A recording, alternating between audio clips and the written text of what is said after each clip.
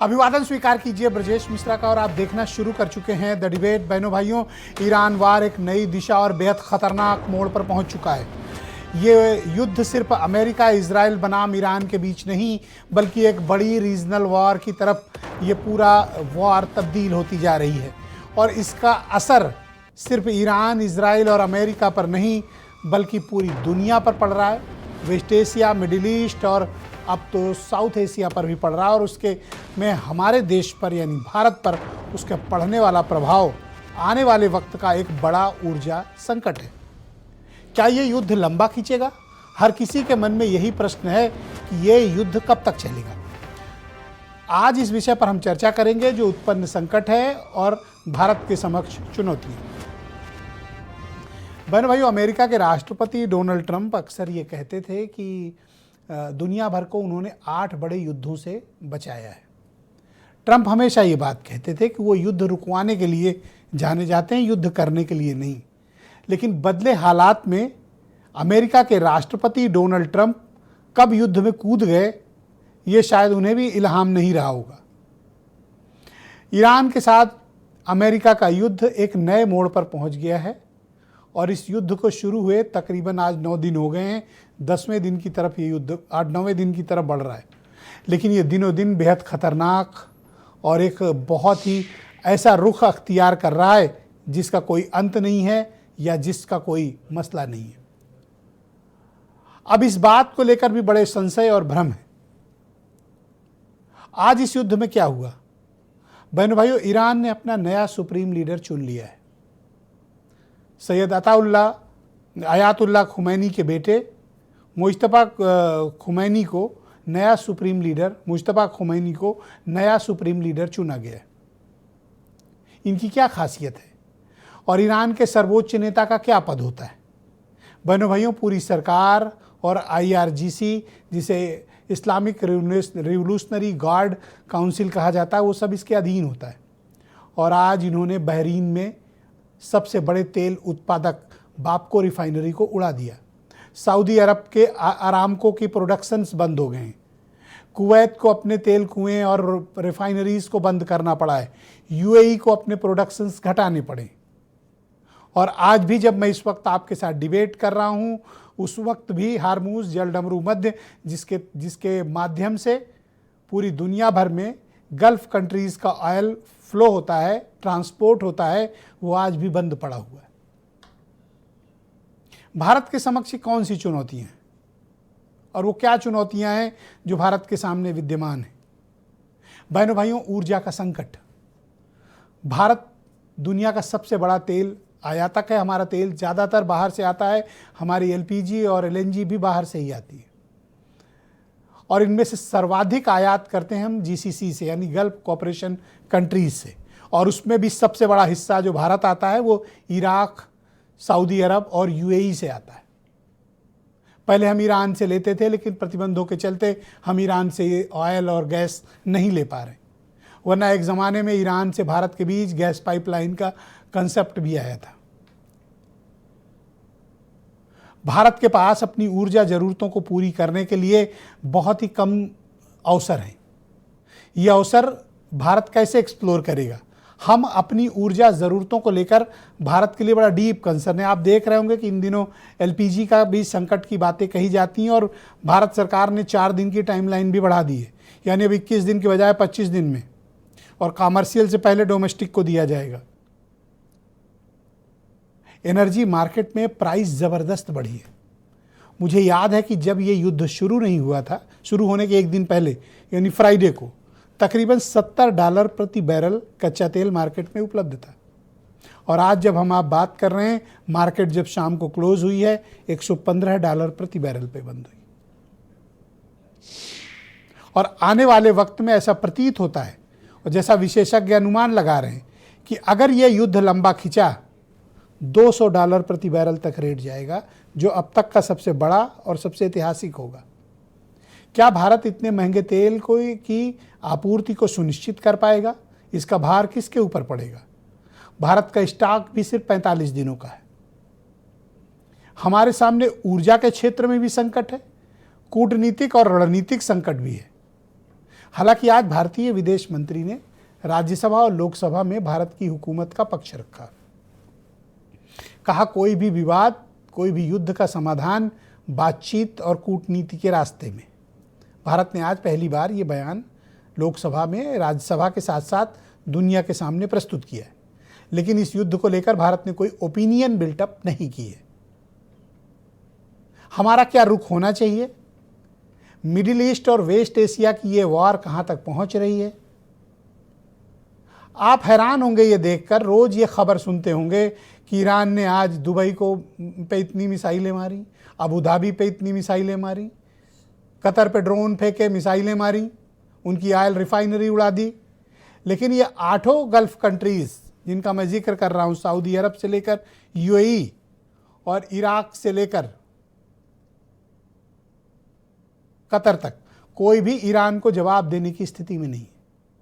उन्होंने हजारों मिसाइलें, हजारों ड्रोन दागे हैं, पर इनमें से एक भी कोई जवाब नहीं दे पाया है। इस सवाल का भी जवाब आज की डिबेट में तलाशने की कोशिश करेंगे कि ईरान का ये युद्ध कितना लंबा खींचेगा, आगे क्या होगा, भारत के समक्ष जो चुनौतियां हैं उससे कैसे मुकाबिल होंगे, और दुनिया क्या युद्ध के मुहाने पर खड़ी हुई है। क्योंकि अगर गल्फ कंट्रीज इस वार में शामिल हुई तो फिर इसका दायरा अनलिमिटेड होगा और इसके अंजाम बेहद खतरनाक होंगे। तो आप कुछ बयान सुने, फिर आज की debate. Government had issued a statement on 28th February expressing its deep concern and urging all sides to exercise restraint, avoid escalation, and prioritize the safety of civilians. We believe, and we continue to believe, that dialogue and diplomacy should be pursued to de-escalate tensions and address underlying issues. एक प्रकार से paradigm shift करने की लड़ाई चल रही है, उससे हमारी इकोनॉमी को ज़बरदस्त नुकसान होने वाला है। स्टॉक मार्केट का आपने देख लिया, यूएस डील साइन कर दी है मोदी जी ने, तो बहुत ज़बरदस्त चोट लगने वाली है देश को। भारतीय जनता पार्टी की सरकार में विदेश नीति को गिरवी रख दिया गया है और जिस तरह महंगाई बढ़ती जा रही है, बहुत से हमारे भारतीय लोग जो उधर फंसे हुए हैं, उन्होंने कई त्योहार नहीं मना पाए। होली भी नहीं मनी, अभी जो त्योहार चल रहे हैं, रोज़ों के समय है, कितना संकट में गुजर रहा होगा। आखिर भारत सरकार क्या कर रही है?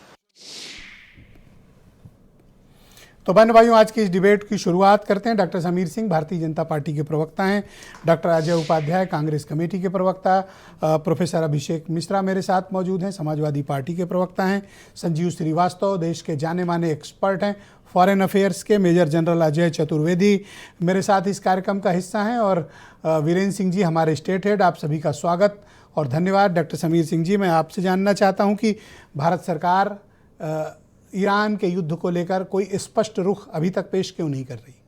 नहीं, देखिए विजय जी, भारत का रुख स्पष्ट है और माननीय प्रधानमंत्री जी और आज हमारे विदेश मंत्री माननीय एस जयशंकर जी ने लोकसभा के अंदर अपनी बातों को रखा। भारत की विदेश नीति राष्ट्र प्रथम की है, सिद्धांत पर आधारित है, न किसी के दबाव में आने वाली है। दुनिया में कहाँ क्या हो रहा है, कांग्रेस उस पर कहने के लिए स्वतंत्र है और कुछ भी बोलने के लिए स्वतंत्र है। कांग्रेस कुछ भी बोल सकती है।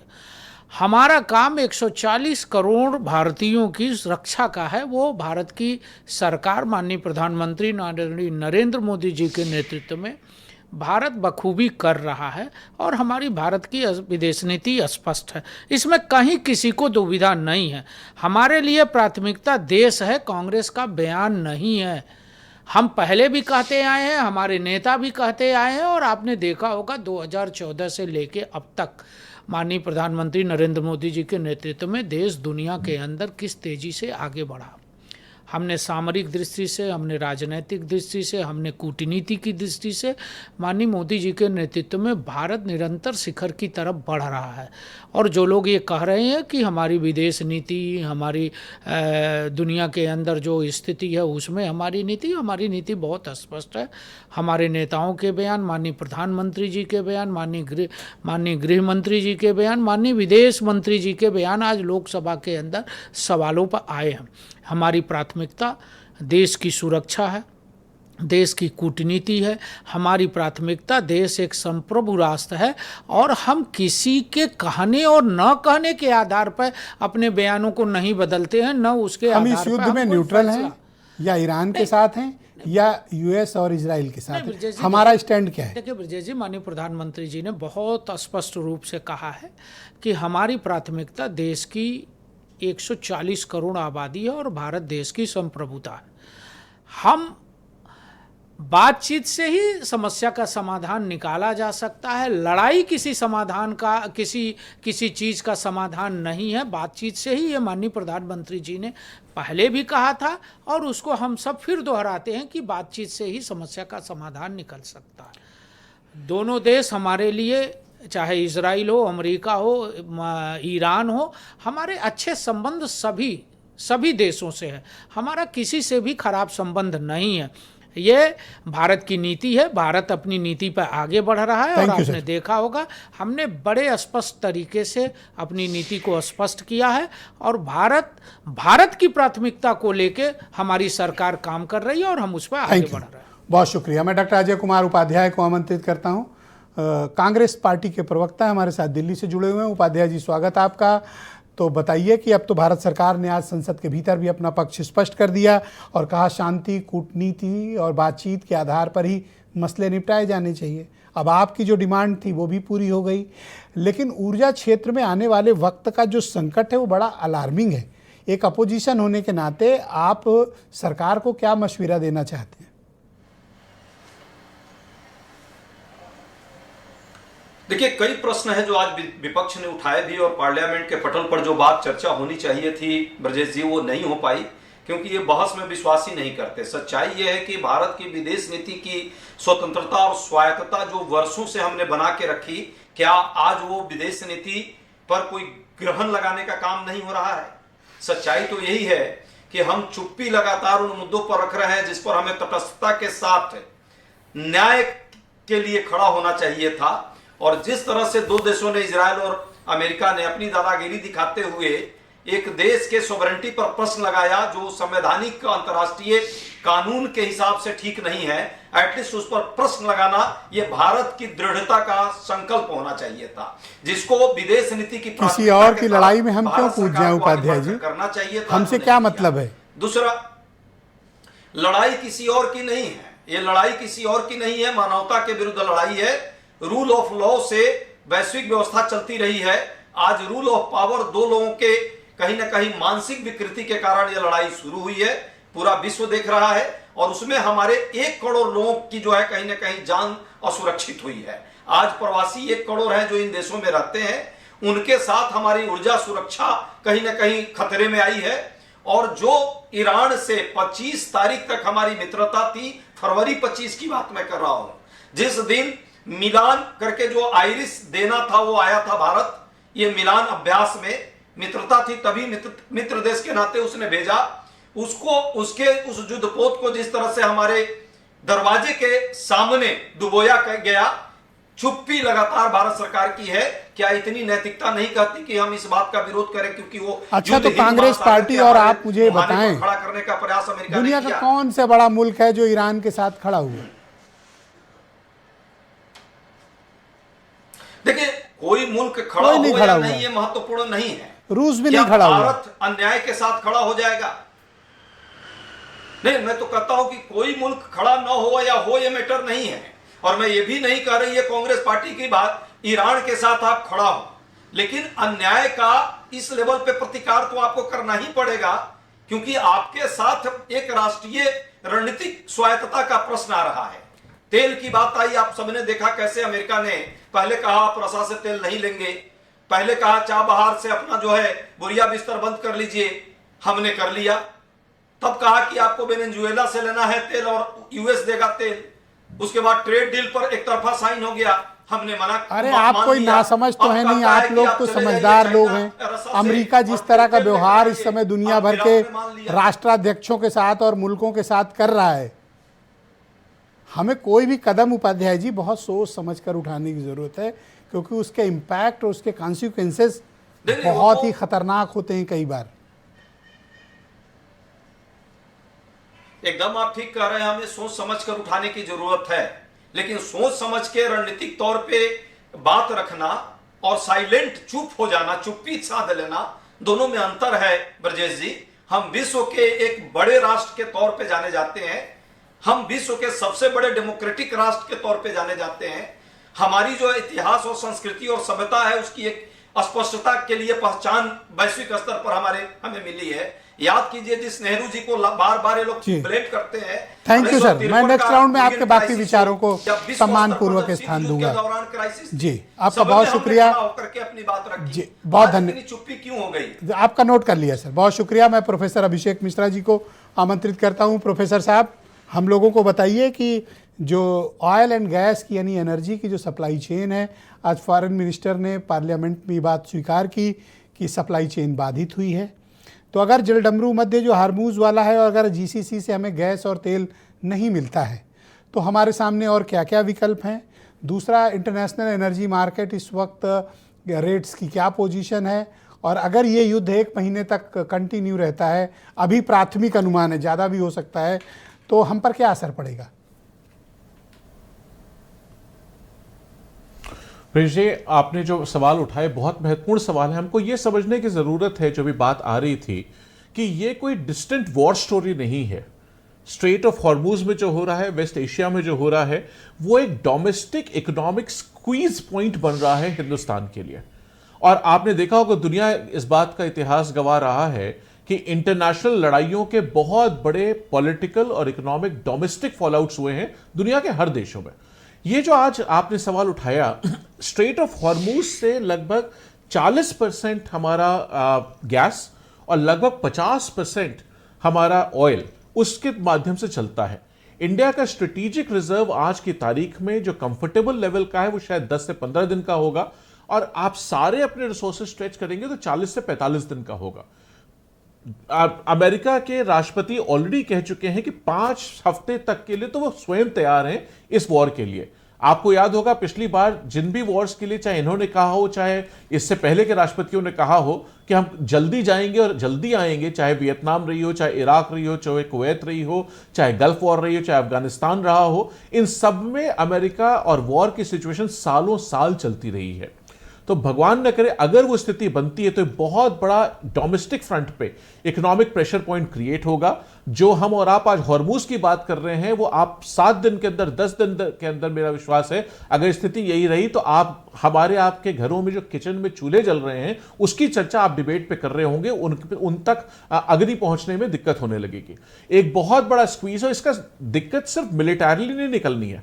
मैं अभी भारतीय जनता पार्टी प्रवक्ता कह रहे थे कि हमारे बड़े अच्छे रिश्ते हैं और सब बात करें, बिल्कुल मैं मानता हूं और चाहूंगा कि अच्छे रिश्ते बने रहें। मुझे सिर्फ इस बात का जवाब दे दें, अभी माननीय प्रधानमंत्री जी 1 दिन पहले इजराइल से लौटे।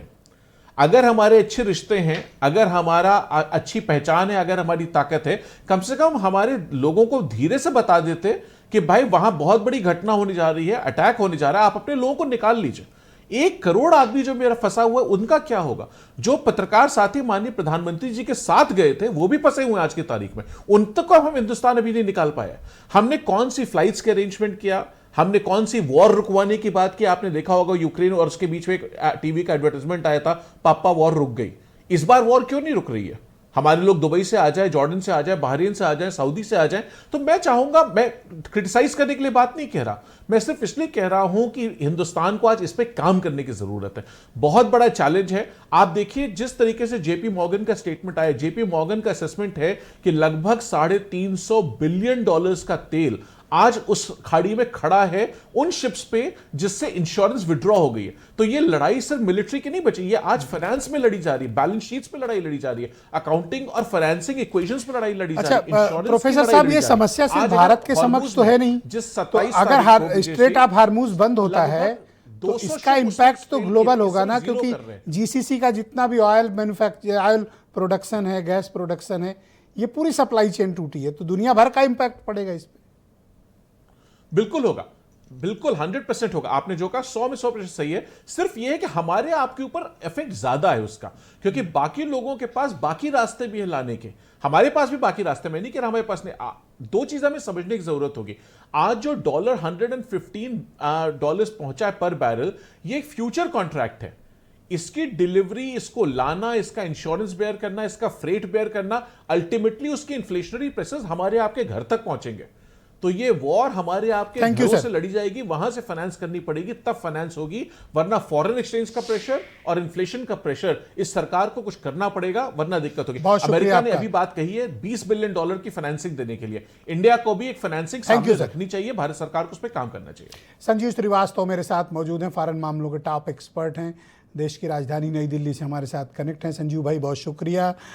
इस वार के असेसमेंट में अर्ली डेज में ये माना जा रहा था कि बस अमेरिका गया और 2-4 दिन में ईरान को ख़त्म करके मिट्टी में मिला के चला आएगा, लेकिन ईरान ने जिस तरह से पलटवार किया उससे अरब देश ही नहीं, अमेरिका और इजराइल भी हैरान हैं। क्योंकि अब अगर एनर्जी क्राइसिस होती है, ऊर्जा का संकट उत्पन्न होता है, तो इजराइल और अमेरिका पर दुनिया भर का दबाव होगा, और ख़ास तौर पर हमारे लिए भी बड़ा चैलेंजिंग है, क्योंकि हमारी जो एनर्जी सिक्योरिटी है और हमारा जो एनर्जी रिज़र्व है वो बहुत बुरी तरह से प्रभावित होने वाला है। हमारे सामने क्या विकल्प हैं और इस ईरान की वार का हम पर क्या इम्पैक्ट है?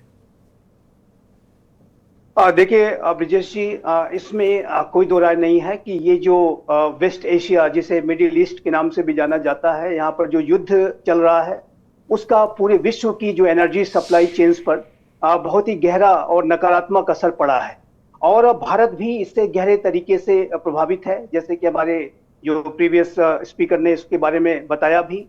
और जाहिर है कि भारत इन सारी स्थितियों पर बहुत ही पैनी नजर ही नहीं रखे हुआ है, बल्कि हम अपनी जो तैयारियां हैं उसको भी कर रहे हैं। जैसा कि हमारे विदेश मंत्री श्री एस जयशंकर ने आज ही हमारे संसद में जो बयान दिया है, उससे भारत की जो सरकार का जो रुख है वो मेरे असेसमेंट के मुताबिक बिल्कुल स्पष्ट है कि भारत इन सारी स्थितियों पर एक प्रोएक्टिव तरीके से उसको डील करने की कोशिश कर रहा है, चाहे वो हमारे जो फंसे हुए जो नागरिक हो उनसे निकालने के लिए एफर्ट्स की बात हो, या जो एनर्जी जो सिक्योरिटी को इंश्योर करने के लिए जो इंपोर्ट्स को करने की बात हो, तो उसके लिए भारत की सरकार अपना पूरा प्रयास कर रही है। हमारे जो क्रूड ऑयल के जो रिजर्व्स हैं वो मेरे असेसमेंट के मुताबिक 25 से 30 दिनों के लिए इंटैक्ट हैं, और यदि फर्दर ये सिचुएशन डिटेरियोरेट करती है तो आप जानते हैं ब्रिजेश जी कि हमारी जो एनर्जी इंपोर्ट्स को लेकर के डाइवर्सिफिकेशन की पॉलिसी है, हम सिर्फ मिडिल ईस्ट रीजन से ही नहीं बल्कि अफ्रीका से, यूनाइटेड स्टेट्स ऑफ अमेरिका से, लैटिन अमेरिका से, वेनेजुएला का भी ऑप्शन ओपन है। तो ऐसे में जो अन्य जगहों से हम अपने जो एनर्जी इंपोर्ट्स को रैंप अप कर सकते हैं, उसे बढ़ा सकते हैं। रशिया के संदर्भ में भी अब हमारा जो इंपोर्ट्स है उसको बढ़ाया जा सकता है, और ये स्पष्ट है कि भारत की जो सरकार, अच्छा, मैं आपसे जानना चाहता हूं कि ईरान पर जो ये वार आई तो लोग तो ये कह रहे थे कि बड़ी जल्दी सब कुछ निपट जाएगा, लेकिन ये तो बढ़ता ही जा रहा है, पहली बात।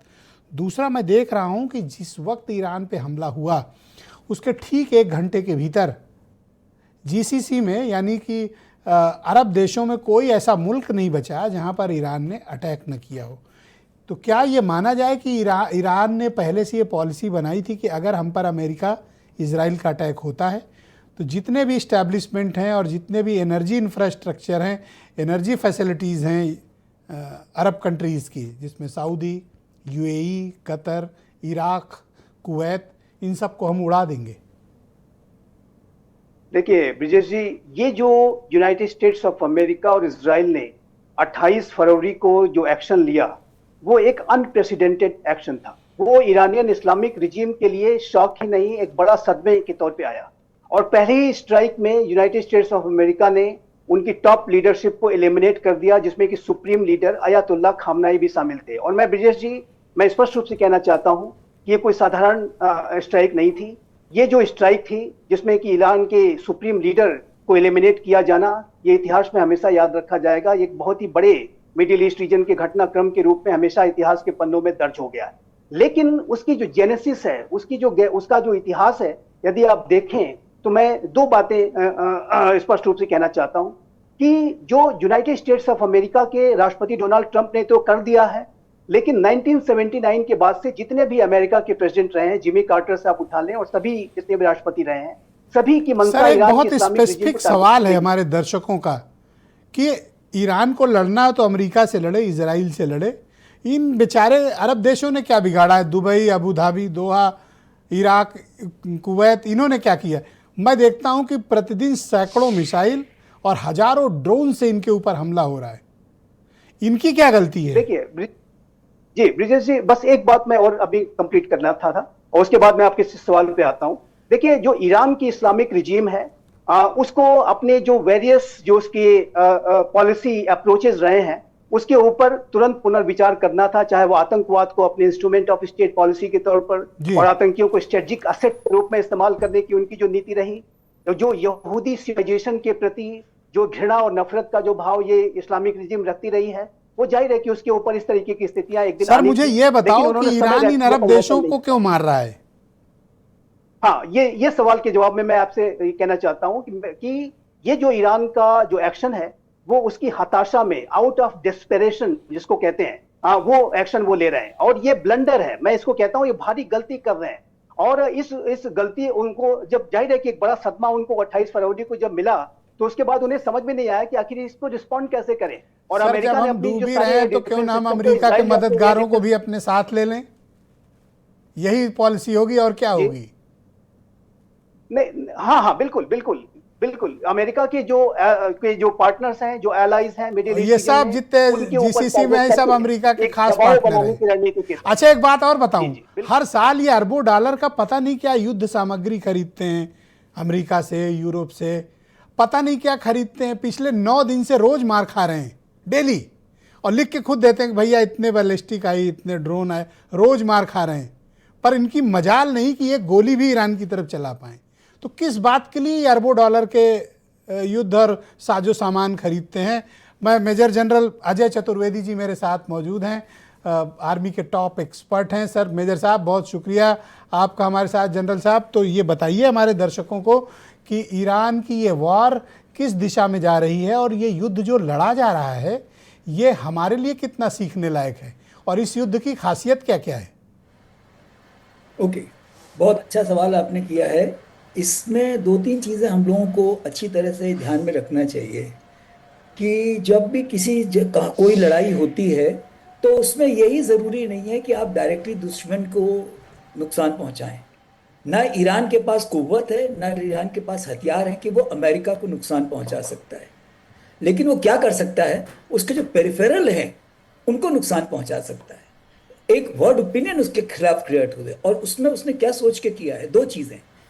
पिछले आप देखिए, जब से उस पर सैंक्शंस लगे हैं, वो हथियार कोई इंपोर्ट कर नहीं पा रहा। उसके जो हथियार हैं, जो एयरफोर्स है उसकी, वो एंशियंट है। जो कुछ चाइनीज़ माल उसने ख़रीदा वो बर्बाद हो गया है। HQ-9B उसकी कोई दम नहीं रही। तो उसने एक पॉलिसी सोची कि मैं क्या कर सकता हूँ। आज की तारीख में उसने कहा drone and missiles. And drone और मिसाइल्स में न केवल उसने ड्रोन एंड मिसाइल्स बनाए, जैसे कि शाहिद 136 या जो उसकी फतेह 1 और 2 हैं, जो मिसाइल्स हैं, फतेह 1 और 2 ने आयरन ड्रोम, जो डेविड स्लिंग है इजराइल के पास, उसमें कोई दम नहीं है कि वो हाइपरसोनिक मिसाइल्स हैं। इसीलिए उसने देखिए कि वो टेल अवीव पे भी अटैक कर रहा है, आरामको को भी नुकसान पहुंचा रहा है। आज उसने कुवैत को भी उसने कल नुकसान पहुंचाया, बहरीन को नुकसान पहुंचाया, क्योंकि ये सारे जो देश हैं ये 2 चीजें कर रहे हैं। ये सारे वो बेसिस है जहां से अमेरिका ऑपरेट करता है। अब उसको या तो आपके मुताबिक drone is the next generation warfare, correct? एक बहुत important, not the next generation, important part है। नेक्स्ट जनरेशन वॉरफेयर के लिए जो इक्विपमेंट होगा, जिसको कहते हैं कि हम लोग रिवोल्यूशनरी मिलिट्री अफेयर्स बोलते हैं, ये उसका एक बहुत बड़ा अंग होगा ड्रोन वॉरफेयर। क्या ईरान के जो ड्रोन्स हैं वो दुनिया भर में सबसे उन्नत प्रणाली है? नहीं, नॉट नेसेसरी। HQ-9 के मुकाबले तो है ही नहीं। HQ-9B जो अमेरिका का है वो तो अल्टीमेट है। जिससे उसने कासिम सुलेमानी को या अयमान जवारी को मारा था, वो तो कोई दूसरे ही लेवल के हैं। तो ऐसा नहीं है कि इनके पास सबसे अच्छी, लेकिन इनके पास एक चीज़ है, जो अमेरिका अगर अपने जो पूरे ऑपरेशंस करता है, करीब 8,000 करोड़ पर डे उसका नुकसान होता है, वेरएज एक ड्रोन की कीमत सिर्फ 40 लाख रुपए है। अच्छा। तो इसलिए ये अमेरिका की एक अपनी स्ट्रैटेजी है जिससे ये इस मतलब पे चल सस्ते रहा वाला है। माल भेज के इनका महंगा गिरा रहा है। जी जी जी बिल्कुल। और इसमें एक दो मुझे 1 मिनट और दीजिए। मैं अरे प्लीज क्योंकि सर, मैं प्लीज। आपको पॉलिटिकल सवालों का जवाब नहीं दूंगा। नहीं, पॉलिटिकल बात भी नहीं है आपसे। मैं सिर्फ जो स्ट्रैटेजी की बात करूंगा। देखिए, आप दुश्मन के ऊपर जब हमला करते हो, एक सुन त्सू ने बहुत पहले एक चीज बोली थी, you know your enemy, no yourself, you will win thousands of battle. America does not understand Iran. Iran एक सिविलाइजेशनल स्टेट है। 1979 से कोशिश कर रहे हैं सक्सेसिव अमेरिकन रिजीम की उसको किसी इस्लामिक रिपब्लिक को हटा सके। जो उन्होंने सबसे बड़ी गलती की, उन्होंने जो अताउल्लाह खमेनी को मारा, उससे कंसोलिडेट हो गया जो भी उनके खिलाफ गुस्सा था, क्योंकि इस्लाम बहुत बड़ा बाइंडर है और शिया जो पूरा सर वर्ल्ड है, महीने भर पहले उसमें हमले सबसे के आधे ईरान में जबरदस्त प्रोटेस्ट हुए थे, सरकार को उखाड़ आज नहीं फेंकने है। के। आज एक आज नहीं आदमी है। सड़क पर अमेरिका के साथ नहीं खड़ा है, न कोई जी, रिजीम जी, बदलना जी। चाहता है। यही तो मैं कह रहा हूँ, ये सिविलाइजेशनल। आप देखिए कि जहां पे भी अमेरिका ने ये कोशिश की, उनकी अंडरस्टैंडिंग, जब तक हिस्ट्री आप नहीं जाओगे, वो गट फीलिंग पे काम करने वाले लोग हैं, वो हिस्ट्री नहीं पढ़ते हैं। अफगानिस्तान में मुंह की खाई, वियतनाम में मुंह की खाई, यहां पे मुंह की खा रहे हैं। तो ये जो मेरा मानना है कि जो स्ट्रैटेजी के हिसाब से अगर देखें तो अंडरस्टैंडिंग। एक और जबरदस्त सवाल है आपसे। अमेरिका ने पिछले 30-40 सालों में कई ट्रिलियन डॉलर खर्च करके इन गल्फ कंट्रीज में अपने मिलिट्री बेस तैयार किए। ईरान के जो ड्रोन्स और मिसाइलों ने इनकी ये हालत कर दी कि 90% मिलिट्री बेस अमेरिका के खाली हैं, सैनिकों को हटाना पड़ा। और वो किसी यूज के नहीं है मिलिट्री बेस, क्योंकि वो कंट्रीज जो अरब देशों की हैं वो अपने यहाँ से हमले को अंजाम देने को मना कर चुकी हैं, ये किसी यूज में नहीं रह गए हैं। तो ये तो अमेरिका के लिए बहुत बड़ा नुकसान है कि उनको अपना बेस छोड़ना पड़ा है। दो चीजें बेइज्जती है ये। हाँ, दो चीजें समझिए। वही जो अमेरिका ईरान को नहीं समझा, ईरान ने अमेरिका को समझा है। उसने क्या समझा, मैं आपको बताता हूं कि ये जो है, उसको ये मालूम है कि जो अरब देश हैं, अमेरिका की एक सबसे बड़ी कमजोरी है उसकी मैन पावर में, बॉडी बैग्स वो बिल्कुल एक्सेप्ट नहीं करते हैं।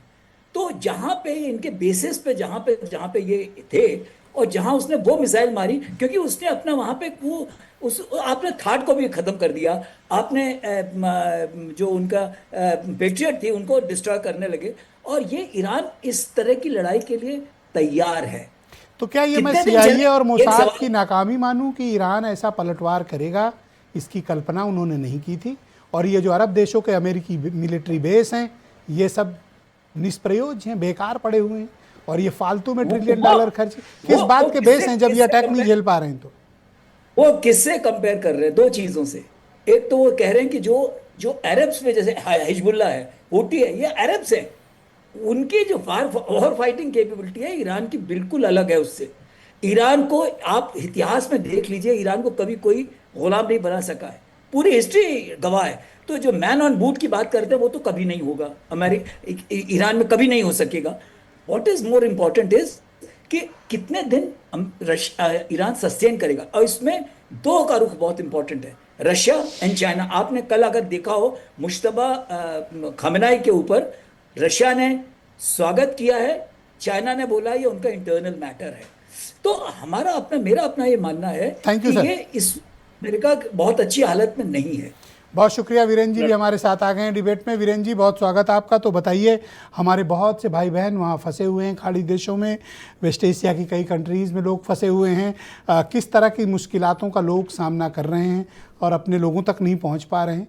भारत सरकार की क्या तैयारी है और क्या कर रही है वहाँ से लोगों को निकालने के लिए? क्योंकि ये युद्ध, मुझे ऐसा प्रतीत होता है कि ये लंबा खींचने वाला है। देखिए, करीब 67,000 लोगों को खाड़ी देशों से लाया गया है और लगातार लोग आ रहे हैं और सरकार उनके लिए लाने के इंतज़ाम में जुटी है। 10 दिन हो गया, आज 10वां दिन है इस युद्ध को चलते हुए। तो स्वाभाविक है कि युद्ध लंबा जा रहा है और ईरान लगातार अपने पड़ोसी मुल्कों पर भी हमले जारी रखे हुए है। और सबसे बड़ी बात यह है कि पड़ोसियों को इस हमले से कोई दर्द नहीं है, चाहे कतर है, चाहे इराक है, चाहे कुवैत है, चाहे सऊदी अरब है, बहरीन है। यूएई ने जरूर कहा है कि अगर अटैक जारी रखोगे तो फिर इसके परिणाम बुरे होंगे। अब ये कब होगा ये नहीं कहा जा सकता, लेकिन ईरान जिसके पास अकूत तेल भंडार है उसने कहा कि हमारे देश को बांटकर तेल पर कब्जा करना चाहता है अमेरिका, और इसके लिए अब मुश्तबा खामनेई को हमने सुप्रीम लीडर घोषित कर दिया है। हालांकि उनकी पत्नी, उनकी बेटी और उनके पिता पहले ही मारे जा चुके हैं। तो अब ये देखना होगा कि नया जो सुप्रीम लीडर आया है वो किस तरह की रणनीति पे आगे बढ़ता है। रसिया ने जरूर कहा कि अपने पिता के सपनों को पूरा करो। ब्रजेश जी, युद्ध में एनर्जी मार्केट की बात हो रही है, तेल की बात हो रही, गैस की बात हो रही है। पूरी दुनिया को जब एक दूसरे पर निर्भर रहना है तो किसी जगह पर कोई घटना होती है तो उसका असर विभिन्न देशों को पड़ता है जी। लेकिन 90 दिनों तक तेल और एनर्जी स्टॉक को बनाए रखने के लिए यूरोपियन यूनियन ने एक बातचीत की है और ये तैयारी कर रहे हैं। चूंकि इंटरनेट सेवाएं बंद हैं अधिकतर देशों में, ईरान में खास तौर से, इसलिए वहां की स्थिति के बारे में बहुत कुछ नहीं जाना जा सकता। लेकिन एक रक्त रंजित इतिहास लिखा जा रहा है जी। जब तक ईरान सरेंडर नहीं करेगा ये खून बहता रहेगा और अमेरिका हर हाल में सरेंडर चाहता है। ट्रंप ने कहा है कि हम होर्मुज नहर को बहुत जल्दी खोल देंगे, बहुत दिनों तक ईरान इस पर कब्जा नहीं रख पाएगा और पूरी दुनिया में फिर हम सुचारू व्यवस्था चलाएंगे। देखिए, जब कोई टैंकर वाला गुजरने को तैयार नहीं तो अमेरिका कितना भी स्कॉट कर ले, कोई टैंकर शिपिंग कंपनी तैयार ही नहीं हो रही कि वो उधर से गुजरे। कौन अपना जहाज रिस्क में डालेगा? देखिए, अभी आने वाले कुछ दिनों में वो लोग क्या करते हैं ये तय करेंगी स्थितियां। लेकिन जी, भारत में ना तो युद्ध में भारत कोई भाग ले रहा है, ना भारत ने किसी का समर्थन किया है। भारत एक न्यूट्रल देश है। हमारे यहाँ भी उसको लेकर गैस, तेल, ये सब समस्याएं आने वाली हैं, दाम बढ़ सकते हैं, इसको लोग आकलन कर रहे हैं। लेकिन एक चीज बहुत साफ है ब्रजेश जी कि इस देश में आपदा में अवसर एक नारा चलता रहा है। अब आज की तारीख में तेल कंपनियों ने ये निगाह लगा रखी है कि तेल का दाम बढ़ने वाला है, इसलिए उन्होंने तेल की सप्लाई धीमी कर दी है। जो लोग 5 टैंकर तेल मांगते हैं पंप वाले, उनको 2 टैंकर दिया जा रहा है। ये भी सब होशियार कंपनियां हैं, तेल स्टोरेज कर रही हैं और मुनाफा ज़्यादा कमाएंगी। लेकिन कमा लें, भारत में तो देखिए कोरोना में नहीं घबराए लोग, घर में रोज पकौड़ा तलते थे, जिलेबी छानते थे, तरह तरह की डिशें ईजाद कर ली लोगों ने जी। तो ये तो ईरान में युद्ध हो रहा है, यहाँ पर क्या बिगड़ेगा? और जो लोग ये कहते हैं कि भारत सरकार सक्रिय भूमिका निभाए, उनको बेगानी शादी में अब्दुल्ला दीवाने वाली भूमिका को भी ध्यान रखना चाहिए। ईरान मर रहा है, कट रहा है, जब खाड़ी के देश मुस्लिम कंट्रीज उनका साथ नहीं दे रहे हैं तो भारत से लोग किस आदर्शवाद की उम्मीद करते हैं? ये जरूर आपने जो एक बात बहुत अच्छी कही कि शायद कोई गुप्त डील थी कि ईरान अमेरिका के बेस पर हमला करे और ईरान उन मुस्लिम कंट्रीज में बने बेस पे हमला करे, लेकिन वो कुछ बोले ना। तो इसका मतलब है कि कुछ तो मामला था। अब ये बात आज आने से ये बात थोड़ी स्पष्ट हो गई है। जी वीरेंद्र जी, कंक्लूड करें। जी ब्रजेश जी, भारत में तो कुछ साल पहले रोज तेल के दाम तय होते थे। अब अगर कई महीना बाद गड़बड़ जाए तो कौन सा आफत आ जाएगी? पहले तो रोज रेट बढ़ता था, रोज घटता था, कंपनियां करती थी, आपको याद होगा जी। और बहुत सारी चीजें। लेकिन मैं आज रामधारी सिंह दिनकर की 4 लाइनें सुनाऊंगा जो इस देश और दुनिया के लिए आज के समय बड़ी प्रासंगिक है। सुनिएगा। कौन किसकी बात नहीं मान रहा है वो दुनिया तय करे कि हित वचन नहीं तूने माना और मैत्री का मूल्य न पहचाना तो ले मैं भी अब जाता हूँ, अंतिम संकल्प सुनाता हूँ, याचना नहीं अब रण होगा, जीवन जय की मरण होगा, और टकराएंगे नक्षत्र निकर, बरसेगी भू पर वही प्रखर, और फल शेष नाग का डोलेगा, और विकराल काल मुंह खोलेगा, दुर्योधन रण ऐसा होगा, फिर कभी नहीं जैसा होगा। बहुत शुक्रिया वीरेंद्र जी, आपका बहुत बहुत धन्यवाद ग्राउंड जीरो से अपना फीडबैक, ओपिनियन और पॉलिटिकल ऑब्जर्वेशंस हम तक पहुंचाने के लिए। बहनों भाइयों, इस पर चर्चा का दूसरा चरण शुरू करते हैं। दिए गए सीमित समय पर सबको अपना पक्ष प्रस्तुत करना है। सबसे पहले मैं इनवाइट करता हूं रूलिंग पार्टी बीजेपी के प्रवक्ता डॉक्टर समीर सिंह को। तो समीर जी, ये बताइए कि भारत अपनी ऊर्जा ज़रूरतों को पूरा करने के लिए क्या नए कदम उठा रहा है? हम कहाँ से तेल और गैस ले रहे हैं? हर जगह यही सवाल हो रहा है। नहीं, देखिए, एक चीज़ तो ब्रजेश जी मैं कहूँगा कि अभी हमारे कांग्रेस के प्रवक्ता जो बातें कह रहे थे, उनको तथ्यों के आधार पर बातें कहनी चाहिए। हमें लगता है कि कांग्रेस को जिस प्रकार की राजनीति वो करती है उससे बाज आना चाहिए। कम से कम देश के अंदर जब इस प्रकार की परिस्थिति हो तो उसे सस्ती लोकप्रियता से बचना चाहिए। देखिए भारत जी, ब्रजेश जी, मैंने पहले भी कहा कि भारत ने हमेशा शांति की बात कही है और हम शांति के पक्ष में रहे। हम किसी देश के घरेलू संघर्षों के बजाय, उसमें पड़ने के बजाय, हमने अपने राष्ट्र हित को प्राथमिकता दी है। आपने देखा होगा जब ऑपरेशन सिंदूर हुआ था, हमारे देश के वैज्ञानिकों ने किस तरह से काम किया था। हजारों ड्रोन और मिसाइलों को हमने हवा में मार गिराया था। लेकिन कांग्रेस का बयान क्या था? कांग्रेस पाकिस्तान के साथ खड़ी थी। कांग्रेस सर्जिकल स्ट्राइक और एयर स्ट्राइक पर प्रश्न खड़ा करती है, सेना के जवानों पर प्रश्न खड़ा करती है। कांग्रेस की नीतियां देश के पक्ष में है कि देश के खिलाफ है, ये कांग्रेस को जरूर बताना चाहिए। सर्जिकल स्ट्राइक और एयर स्ट्राइक पर सवाल खड़ा करना, अपने जवानों की वीरता पर प्रश्न चिन्ह खड़ा करना, डोकलाम जैसे प्रकरण पर कांग्रेस के नेता चाइना एम्बेसी में जाके जिस प्रकार की इबारत लिख रहे थे, ये निश्चित रूप से एक बहुत ही, मैं कहूँगा कि दुर्भाग्यपूर्ण पक्ष है, और जिसकी जितनी निंदा की जाए वो कम है। कांग्रेस को बताना चाहिए कि आखिर ये किस प्रकार की राजनीति करता।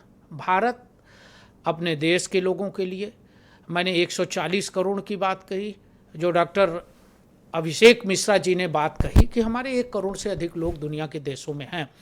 भारत की सरकार निरंतर बातचीत कर रही है। दुनिया के जितने भी खाड़ी देश हैं उनसे बातचीत करके अपने नागरिकों को सुरक्षित बाहर लाना, उनको भारत लाना, प्रत्येक दिन प्रयास करके उसमें गति पकड़ा रही है। हम उनको वापस ला रहे हैं। उनकी सुरक्षा हमारी प्राथमिकता है। हमारे देश के लोग इजराइल में भी हैं, हमारे देश के लोग खाड़ी देशों में भी हैं। हम उनको सुरक्षित भारत लाने का प्रयास कर रहे हैं, इसमें हमको सफलता मिल रही है। रही बात एनर्जी के क्षेत्र में, तो ब्रजेश जी, जिस बात को मैंने शुरू किया था, मैं फिर वहीं आता हूँ कि माननीय मोदी जी के नेतृत्व में आज देश तेजी से आगे बढ़ रहा। आपने देखा होगा 14 में माननीय मोदी जी के प्रधानमंत्री के बाद बनने के बाद हमने ऊर्जा के बहुत सारे ऐसे विकल्पों पर काम किया है जो आज हमारे देश के लिए एक मील का पत्थर साबित हो रहे हैं। बहुत सारे ऐसे ऊर्जा के क्षेत्र में हमने काम किया है जो हमारे स्वावलंबन के लिए, हमारे ग्रोथ के लिए, हमारे विकास के लिए तेजी से देश आगे बढ़ रहा है। और मैं फिर एक आपके चैनल के माध्यम से निवेदन करना चाहता हूँ और देश की जनता को ये बताना चाहता हूँ कि देश की जनता के लिए ये जो सरकार माननीय मोदी जी के नेतृत्व में चल रही है, ये पूर्ण रूप से सतर्क है, प्रतिबद्ध है और कहीं भी किसी प्रकार की संकट का समाधान करने में सक्षम है। कहीं से किसी को अफवाहों के पड़ने की जरूरत नहीं है। डॉक्टर अजय उपाध्याय, मैं आपसे जानना चाहता हूं कि क्या ये सही वक्त नहीं है कि हम अपनी एनर्जी क्राइसिस से निपटने के लिए हमें तत्काल प्रयास तेज करने की ज़रूरत है, क्योंकि जिस तरह का वातावरण और जिस तरह की रूमर्स डेली फैलती हैं उससे ऐसा प्रतीत होता है, जैसा वीरेंद्र जी बता रहे थे कि 5 टैंकर मांगते थे लेकिन मिल रहा है 2, यानी आने वाले दिनों में ये क्राइसिस तेज बढ़ने वाली है। आप क्या सजेस्ट करोगे गवर्नमेंट को कि सरकार को क्या करना चाहिए?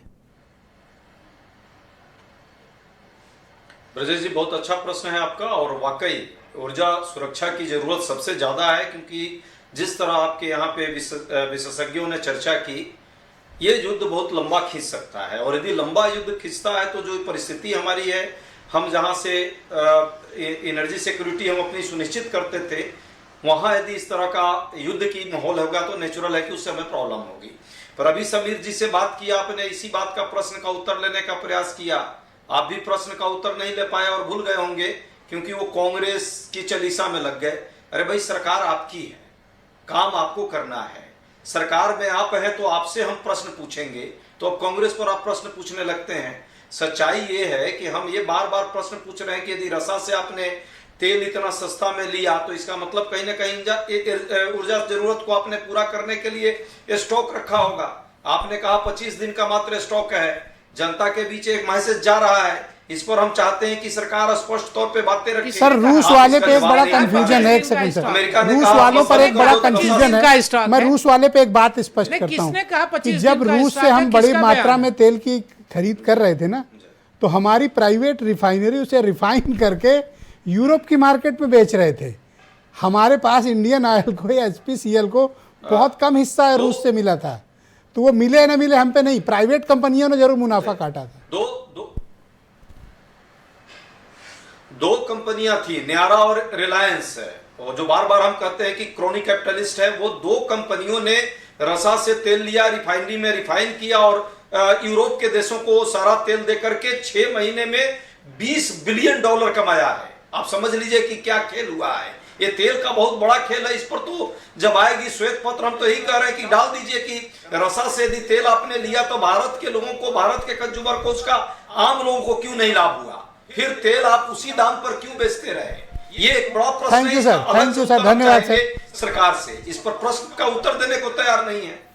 जी बहुत शुक्रिया। मैं प्रोफेसर अभिषेक मिश्रा को आमंत्रित करता हूं। प्रोफेसर साहब, अगर ये वार 1 महीने 2 महीने खींचती है तो दुनिया के सामने किस तरह का संकट उत्पन्न होगा आर्थिक तौर पर? ब्रिजेश जी, बहुत बड़ा संकट उत्पन्न होगा। हमको ये समझना होगा कि जो अभी बात हो रही थी कि कितना स्टॉक है, इंडिया का डिक्लेयर्ड स्टॉक है 25 दिन का क्रूड और 25 दिन का रिफाइंड। तो यानी अगर आप उसको टोटल जोड़ के भी लें तो 50 दिन का हमारे पास टोटल स्टॉक अवेलेबल है, जिसमें हम 7-8 दिन ऑलरेडी सप्लाईज के बिना काम कर रहे हैं। 27 तारीख को 1100 शिप्स गुजर रहे थे स्ट्रेट ऑफ होर्मुज से। कल का डेटा है कि 0 शिप्स वहां से गुजरे हैं।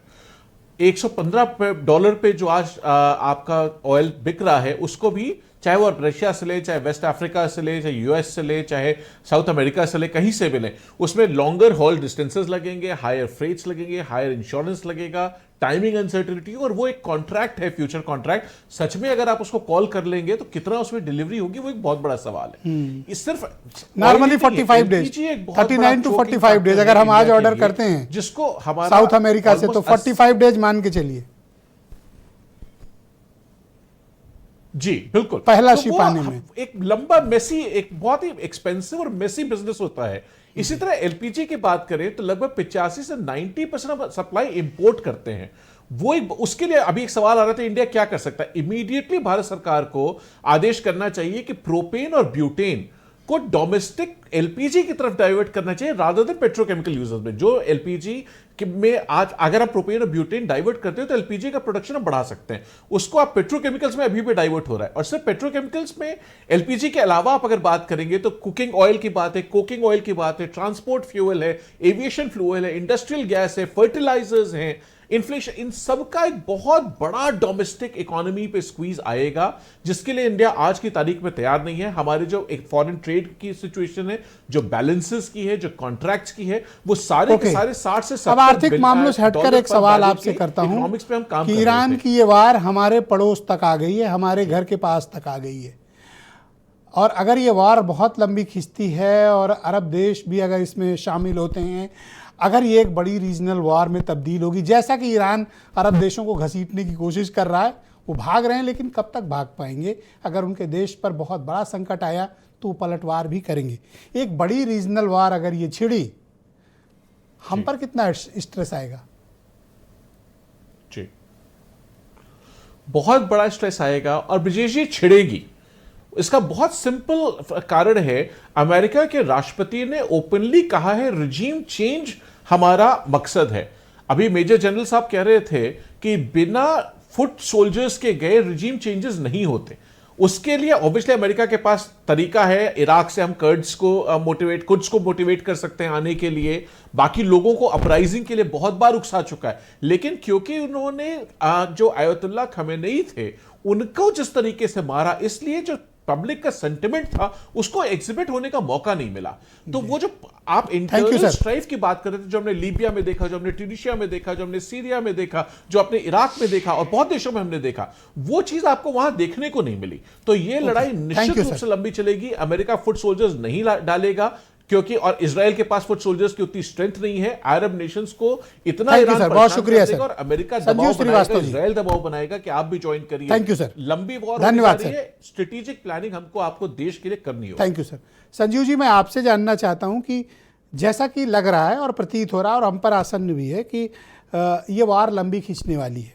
अगर ये वार का दायरा बढ़ता है और जिस तरह से डेली अटैक अरब देशों पर ईरान कर रहा है, आज नहीं कल अरब देश उसको जवाब देंगे, तब फिर एक बड़ी जंग में तब्दील होगा। हम पर किस तरह का दबाव होगा?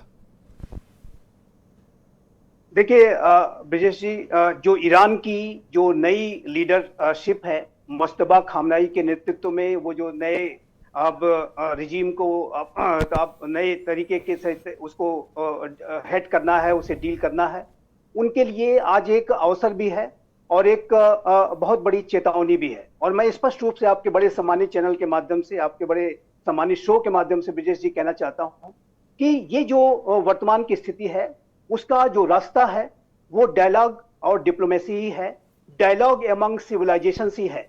और ये जो इस्लामिक रिजीम की अभी तक जो सोच रही है 28 फरवरी के पहले तक की, जिसमें कि वो यहूदियों के प्रति जिस तरीके की एक नफरत की भावना रखते थे, होलोकॉस्ट को वो डिनाई करते थे, आतंकवाद को सपोर्ट करते थे, उसकी नीति पर यदि इस्लामिक रिजीम आज भी, मैं कहता हूं आज भी, वो अगर परिवर्तन ला कर दिखाते हैं, इस तरीके के संकेत देते हैं, तो negotiations and dialogue and diplomacy अभी भी पॉसिबल है। और लेकिन अगर वो उन्होंने ऐसे कदम नहीं बढ़ाए तो ये उनके लिए बिल्कुल अंतिम अवसर है। बहुत शुक्रिया सर, बहुत धन्यवाद सर। मानता हूं मैं मेजर जनरल अजय चतुर्वेदी साहब को आमंत्रित करता हूं। चतुर्वेदी साहब, मैं डेली देखता हूं कि इजराइल और यूएस के 100-150 फाइटर प्लेन रोज बम लादते हैं और जाकर ईरान के ऊपर गिराते हैं। ईरान डेली सैकड़ों बैलिस्टिक मिसाइल और हजारों ड्रोन्स इजराइल पे और अमेरिकन बेसिस पे जो अरब देशों पे उनको लॉन्च करता है। ये बम ढोके उनके यहाँ गिरा रहे हैं, वो रोज बैलिस्टिक उनके यहाँ मार रहे हैं। नतीजा कुल मिलाकर वहीं पर है। ईरान कोई छोटा मोटा मुल्क तो है नहीं, ईरान इतना बड़ा मुल्क है, उसकी सीमाएं हैं, भौगोलिक परिस्थितियां समझिए कि कहाँ एक यूरोप के छोर की तरफ से लेके इधर आपका आ जाइए इंडियन ओशियन तक, एक बेहद विस्तृत बहुत बड़ा देश है। क्या बिना अमेरिका अपने सैनिकों को भेजे या बिना उसकी टेरिटरी को हिट किए हुए, क्या सिर्फ बम बरसाकर, मिसाइल गिराकर, फाइटर प्लेन भेजकर कोई रिजीम बदला जा सकता है और ईरान जैसे देशों को झुकाया जा सकता है? देखिए, थोड़ा सा ब्रिजेश जी, मैं एक छोटा इतिहास बताना चाहता हूँ। 1951 में इन्होंने वहाँ पे एक लेफ्टिस्ट रजीम आई डेमोक्रेटिक मीन से, मोहम्मद मोसादेक की, जो थी वो इस्लाम के बहुत ज़्यादा फेवर में नहीं थी, वो सेक्युलर रजीम थी। उस रजीम को हटाने को CIA कर सका, रजीम चेंज, जिसमें रजा शाह पहलवी आ गए। लेकिन आज की तारीख में जो लड़ाई किसी सिविलाइजेशनल स्टेट से जब आप करते हो, तो लड़ाई तब तक नहीं जीत सकते हो आप जब तक दुश्मन अपनी हार ना मान ले। आज की तारीख में जैसे आपने बताया कि एक ज्योग्राफिक लोकेशन जो है ईरान की, वो बहुत मुश्किल है कि वहाँ पे जाकर के ये वैसे ही फंस जाएंगे जैसे वियतनाम में फंसे थे अमेरिकन। तो अमेरिकन उससे डर रहे हैं, वो वहाँ नहीं जाना चाहते हैं, वो चाहते हैं कोई दूसरा जाए। तो ये जो है वो अरब वगैरह बिल्कुल नहीं जाएंगे, ये बिल्कुल याद रखिए। इसमें देखिए, अमेरिका को मैं कैसे मानता हूं कि उसकी नाकामी सर, एक तो उसके अरब देशों के कोई भी मिलिट्री बेस फंक्शनल नहीं है, उसे छोड़कर भागना पड़ा, नुकसान सहना पड़ा, अपमान सहना पड़ा। यूनाइटेड किंगडम ने साथ नहीं दिया है, नेटो को कोई भी देश अमेरिका के साथ नहीं खड़ा है। अमेरिका और इजराइल को मजबूरी में अकेले ऑपरेट करना पड़ रहा है, यही अमेरिका की नाकामी है। जी बिल्कुल। और इसमें एक चीज़ आप याद रखिए कि जो वो ये चीज़ें सोचते हैं कि जैसे तालिबान को उन्होंने रजीम चेंज किया, 20 साल बाद उसी तालिबान से बात करके उनको वापस ले आए। इसका मतलब diplomacy and dialogue is the only answer for to settle all these issues. And तो क्या ये जो हवाई हमले हैं ये लगातार और बढ़ेंगे। और दूसरा एक सवाल है, अरब देश क्या जवाब देंगे या बर्दाश्त करेंगे? नहीं, अरब देखिए, अरब देश की जिसको कहते हैं सांप छसूदर वाली हालत है। अगर वो ईरान के खिलाफ करते हैं रमजान के महीने में, तो ये एक मैसेज इनका जाएगा कि भाई हम कोशिश कर रहे हैं। ईरान मैसेज बार बार दे रहा है कि हम अमेरिकन बेसिस को अटैक कर रहे हैं। अगर सऊदी अरेबिया ईरान पे हमला करता है तो एक इस्लामिक देश दूसरे इस्लामिक देश पे हमला कर रहा है, तो इसमें और कंसोलिडेशन होगा। तो वो मतलब वो कर नहीं पा रहे हैं। अच्छा, फाइनल जवाब लोग पूछ रहे हैं कि ये वार लंबी खींचेगी या? बिल्कुल बिल्कुल, ये तब तक चलेगी जब तक ईरान में उनकी मिसाइल प्रोडक्शन कैपेसिटी को डिस्ट्रॉय नहीं कर पाएगा। उन्होंने और बहुत चालाकी से सोच समझ के अंडरग्राउंड बनाया। उन्होंने ब्रोंकर बस्टर भी जब मारे थे, तो आपके मुताबिक कि अमेरिका के बूते की बात नहीं है कि ईरान को सरेंडर करा ले? नहीं करा पाएगा, बिल्कुल। Thank you, 40 साल से 4 साल से नहीं करा पाएगा, अब क्या बहुत करा शुक्रिया। मैं पाएगा? अपने सभी अतिथियों का बहुत आभार प्रकट करता हूं कि एक बेहद कॉम्प्लिकेटेड इंटरनेशनल इशू पर आप सबने अपनी अपनी ओपिनियन प्रस्तुत की। और बहनों भाइयों, आप सबका भी बहुत शुक्रिया बड़े सब्र के साथ ही देखने के लिए। एक छोटा सा ब्रेक के उस पार आपको दिखाएंगे कि ईरानी ड्रोन्स और मिसाइल ने किस तरह से बहरीन के सबसे बड़े ऑयल रिफाइनरी को उड़ा दिया, सऊदी अरब में आरामको के 2 यूनिट को उड़ा दिया। इसके अलावा अबू धाबी और दुबई तक पर भी लगातार बैलिस्टिक मिसाइल्स और ड्रोन्स के जरिए हमले हो रहे हैं। आज जो वीडियोस हम आपको दिखाएंगे ऑथेंटिक हैं, वेरीफाइड हैं, सच्चे हैं। अरब देशों पर ईरान के इस कहर को देखकर आप भी सहम जाएंगे। एक छोटे से ब्रेक के बाद प्रियव्रत दीक्षित आपके समक्ष ये सब प्रस्तुत करेंगे।